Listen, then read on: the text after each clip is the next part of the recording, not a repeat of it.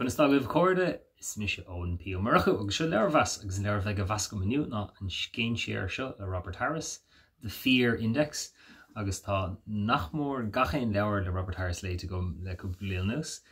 agus seo beidir an ceann déirnach atá a bhas gom ach an ceann áir seo banin sé le fear atá ag feimú sna margaí airgeadis agus áiríneis teacht ar bhealach aigen le bua áil ar na margaí agus tháinig sé seo amach an gabhis a héindéag agus tá intlocht théirge lornach an tá cupúd sa leabhar tá beidir bugaí ná státa do bhórgúil intlocht théirge tríéis do an gcíon chomh mór dhéanamh hin níl sé díreach amach chéanna ach hena leabhar go mórlam beidir gúil casan ó sa leabhar ábhríonn soléir